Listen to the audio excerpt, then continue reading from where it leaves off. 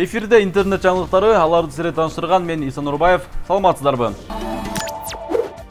Сөздөн жаңылган оңбойт. Спикер Жумабеков дагы ката сүйлөдү. Жогорку кеңештин төрагасы Дастан Жумабеков тажы вирус илдети туурасында парламентте сөз сүйлөп жатып, дагы туура эмес ооз ачканы сынга алынып, кызуу талкууга түштү. Ал азыр ар бир мүнөттө уттурсак, бир адамга жуктурса, биздин утушубуз ушул болот деп айткан. Коомчулуктун жазганы пикирине бул спикер сүйлөп жатканда ойлонуп сүйлөбөйбү деп суроо салышууда. Эсиңизде болсо, буга чейин Жумабеков Франкфурт жана Майами шаарында. Майами шаарында деп 2 рет Франкфурт на Майами шаарын туура эмес окуп, шылдыңга алынган эле. Азыр ар бир минутта утурсак, бир адамга жуктурса, биздин утушубуз ушул болот. Ошондуктан сиздерден суранам, келгиле. Микрофон колуңуздарда турат, чыкканда шайлоочуларга кайрылыңыздар. Аманчылык болсо, эжеге шашлык жеген күн келет.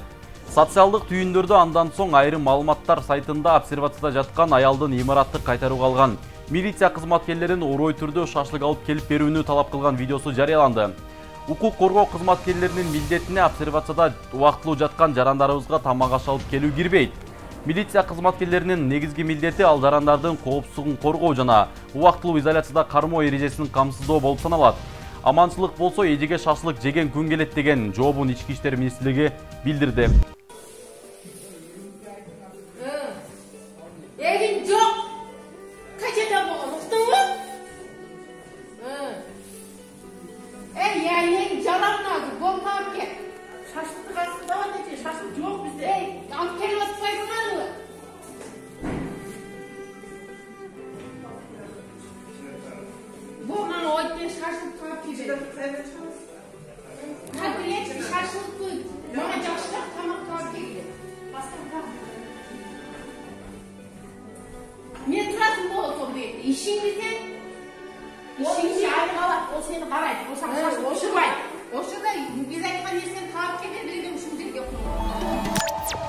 Эмнеге Кыргыз-Түрк ооруканасы обсервациялоо жайы катары колдонулбайт?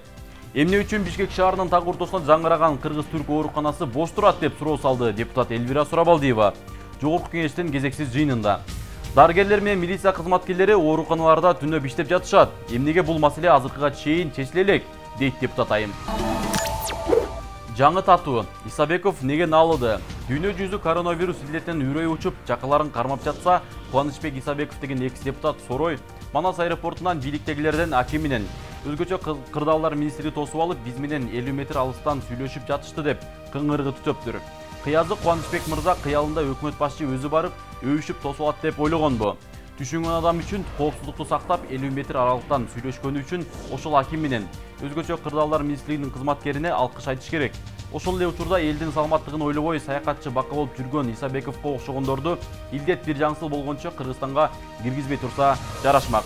Андан ары комфортко көнүп калган кайран экс-депутат алардын жергиликтүү лицейдин имаратына жайгаштырганын айтып, даттанып, журналисттерге да маек берүүгө үлгүргөн экен. Ушундан улам Исабековдун жаны башкалардан артык окшойт деген кудук ойдо калдык. Анткени 23-мартка карата Кыргызстанда чет жактан келип обсервацияга алынгандардын саны 2900 адам. Алардын баары кырдаалды туура түшүнүп, наалыбай эле, тескерисинче өкмөткө рахмат айтып жатат. Андан көрө экс-депутат керт башынын камын көрбөй, башка ишкерлерден, аткаминелерден үлгү алып, эл кыйналып турганда колдон келген жардамын бербейби? Исабеков деле угушубузга караганда Кыргызстандагы орто байлардын катарына кирет. Койкуке, налыба, налый берсең, эрте карыйсың. Ааламды каптаган илдетинин иши жок, бийди эзип жаткан бала. Өлкө аймагына өзгөчө кырдаал, айрым жерлерге өзгөчө абал киргизилген маалда көпчүлүк эле адамдар интернет тармагынан чыкпай олтурган убакыт. Жаңылыктарды окуп чарчаган болсоңуз, жүзүңүзгө жылмайып тартуулаган видеону көрүүнү сунуштайбыз. Социалдык тармактарда чокусун көкмелдиген бийик тоолуу айылдардын биринде тартылган видео тарады. Аталган видеодо бала чоңдор коюп берген музыкага берилүү жана өзгөчө шык менен бийлеп жаткан көрүүгө болот.